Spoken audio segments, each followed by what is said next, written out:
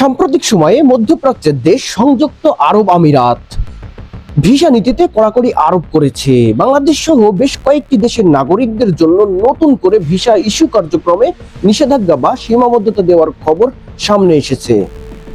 এই সিদ্ধান্তের ফলে বিশেষ করে কাজের ভিসা, ভিজিট ভিসা এবং কিছু ক্ষেত্রে ফ্যামিলি ভিসা প্রক্রিয়ায় জটিলতা তৈরি হয়েছে বলে জানাচ্ছেন সংশ্লিষ্টরা। ভিসা আবেদন জমা দেওয়ার পরে অনেক ক্ষেত্রে অ্যাপ্রুভাল না আসা, দীর্ঘ সময় অপেক্ষা কিংবা সরাসরি রিজেকশন, এমন পরিস্থিতির মুখে পড়েছেন আবেদনকারীরা।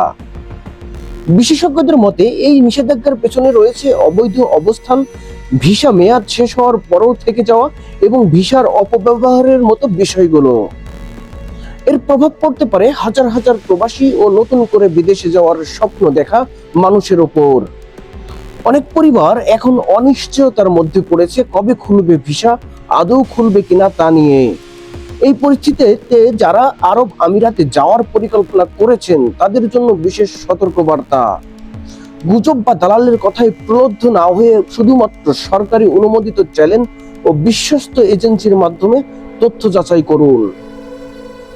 পররাষ্ট্র মন্ত্রণালয় ও সংশ্লিষ্ট কর্তৃপক্ষের পক্ষ থেকে এ বিষয়ে আনুষ্ঠানিক ঘোষণা বা হালনাগাদ তথ্য এলে সেটি হবে চূড়ান্ত সিদ্ধান্তের ভিত্তি। ভিসা সংক্রান্ত যে কোনো সিদ্ধান্ত নেওয়ার আগে ধৈর্য ধরুন, সঠিক তথ্য জানুন এবং আইন মেনে চলুন।